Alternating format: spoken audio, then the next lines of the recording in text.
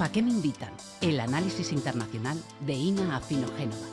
No diremos aquí que mala hierba nunca muere, porque en absoluto le deseamos la muerte a nadie y menos a un señor mayor. Pero si fuera por los cadáveres que guarda en el armario Henry Kissinger, sería una de esas personas a las que alguien no le desearía mejor suerte, y menos si ese alguien es de América Latina. Hace unos días, el Archivo de Seguridad Nacional de la Universidad George Washington publicó una nueva entrega de documentos desclasificados de la CIA sobre el exsecretario de Estado. Trata de una pila de papeles sobre las maniobras del señor por el mundo, gran parte de ellas sobre sus maniobras en Latinoamérica más concretamente. Lo terrible de todo no es lo que nos revelan esos documentos, lo terrible es que ya ni siquiera nos sorprenden porque, bueno, vienen a confirmar una vez más algo que ya era perfectamente conocido. Igual, para celebrar, aunque con un poco de retraso, su cumpleaños, vamos a repasar las recientes revelaciones. Capítulo 1. Henry Kissinger y su papel en el derrocamiento del gobierno de Allende y en la instauración de la dictadura militar de Augusto Pinochet. He repasado las transcripciones de las conversaciones de Kissinger con agentes de la CIA, con Nixon, con el propio Pinochet, y no hay lugar a dudas. Ahí Kissinger encabezó la guerra sucia contra Allende, movilizando a los poderes económicos de Estados Unidos para que financiaran con millones de dólares a la oposición y apoyando a Pinochet porque, por muy desagradables que sean sus actos, su gobierno es mejor para Estados Unidos que el de Allende. O como diría quizá Roosevelt, sería un hijo de puta, pero era nuestro hijo de puta. Claro que sí. Las operaciones encubiertas para fomentar un golpe militar a Allende tenían el nombre en código de Fubelt y Kissinger las supervisó personalmente. Arrancó con su plan bastante antes, como dijo Manu, de que Allende siquiera tomara posesión. 15 de septiembre de 1970, Kissinger participa en una reunión de 15 minutos en el despacho Oval con el presidente Nixon y el director de la CIA, Richard Helms. En 15 minutos elaboran un plan de acción. Solo hay una probabilidad entre 10 para salvar a Chile. Y ahí aparecen frases del tipo: merece la pena el gasto, sin involucramiento de la embajada, eso sí, 10 millones de dólares disponibles, más en caso de necesidad. Sí, o también, trabajo a tiempo completo de nuestros mejores hombres, plan de acción, hacer que la economía chilena grite, 48 horas para la elaboración. Ese plan de acción de 1970 no prosperó pese a los mejores hombres y a los millones de dólares. El Departamento de Estado hasta empezó a plantearse establecer un modus vivendi con Allende, pero Kissinger convenció a Nixon para que le dejara una chance más y al menos autorizara una intervencioncita clandestina, pequeñita, para intensificar los problemas de Allende para que como mínimo fracase o se vea obligado a limitar sus objetivos y como máximo se creen las condiciones para un eventual derrocamiento. Pasaron años de maniobras encubiertas por su parte y finalmente, en 1973, días después del golpe militar del 11 de septiembre, le informa Kissinger a Nixon que finalmente había valido la pena. Estados Unidos creó las mejores condiciones posibles para lo sucedido. En el periodo de Eisenhower seríamos héroes. Y a la dictadura de Pinochet le dio todo su apoyo. Las notas transcritas de su reunión con el golpista en Santiago no tienen desperdicio. Mi evaluación es que usted es víctima de todos los grupos de izquierda del mundo y que su mayor pecado fue que derrocó a un gobierno que se estaba volviendo comunista. Le dijo entonces Kissinger, pese a que sus asesores le recomendaran que le hablase más bien de las violaciones de derechos humanos por parte de su régimen. Más frases para la historia de esas transcripciones. Queremos ayudarle, no socavarle. Ha hecho usted un gran servicio a Occidente derrocando a Salvador Allende. No hay más preguntas, señoría. Lo de los miles de asesinados y desaparecidos ya lo dejamos para la próxima.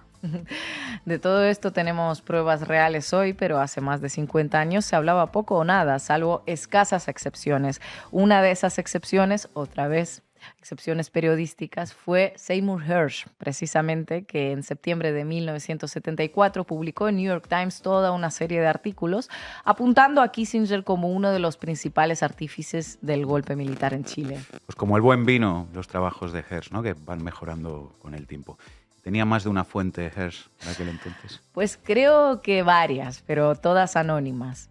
En todo caso, nuestro entrañable ancianito Kissinger es el autor intelectual del Plan Cóndor, un acuerdo entre las tiranías sudamericanas para asesinar y desaparecer a disidentes, opositores y revolucionarios en todo el continente y más allá. Los genocidas latinoamericanos siguieron órdenes. La hoja de ruta llegó de Washington. Todo en el marco de su incansable lucha por la democracia y por la libertad ya. Las operaciones de asesinatos fueron transfronterizas, violando todas las leyes y por ellas los militares latinoamericanos no recibieron ni un reproche. Lo que los secuaces de Pinochet, Videla o la Junta Uruguaya hicieran fuera de sus países fue tomado con paciencia y condescendencia. Que hagan lo que tengan que hacer, pero rápido. Algo así podemos leer en los documentos desclasificados. En 1976, en un ataque terrorista en pleno Washington, los agentes de Pinochet mataron al que fuera ministro de Defensa Interior y de Relaciones Exteriores del gobierno de Salvador Allende, Orlando Letelier, y a su colaboradora Ronnie Moffitt. Damos por hecho que los autores de ese atentado en el centro de la capital de Estados Unidos pagarían por sus crímenes en un país que se toma tan en serio la seguridad nacional. Pues no exactamente. Los autores materiales del atentado, un estadounidense Michael Townley y un militar chileno Armando Fernández Larios, no pisaron un tribunal, no lo pisaron en Estados Unidos, pero es que además se acogieron a un programa especial de protección de testigos de ese país, lo que ha evitado que sean extraditados para que paguen por sus crímenes en Chile. Chile, Argentina, Uruguay, Paraguay, Brasil y todavía seguimos sin salir de América del Sur, ¿verdad? Ya, es que es grande el legado, pero si quieren subir a América Central, recuerden el apoyo militar a los regímenes dictatoriales de Guatemala, El Salvador, Honduras, Nicaragua, que también fue promovido por nuestro cumpleañero.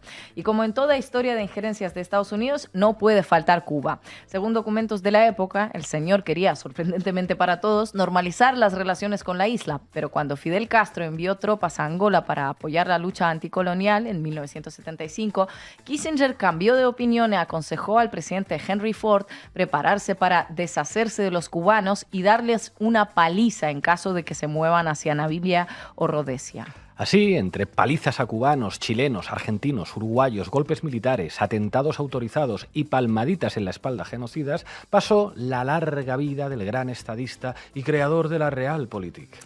Parece un poco ingenuo pensar que Estados Unidos hoy actúe de manera muy diferente, tanto en su patio trasero como en otras partes del mundo, aunque es posible que ahora sean bastante más sutiles que entonces. En todo caso, tendremos que esperar 60 añitos para saberlo, o nuestros hijos tendrán que esperar.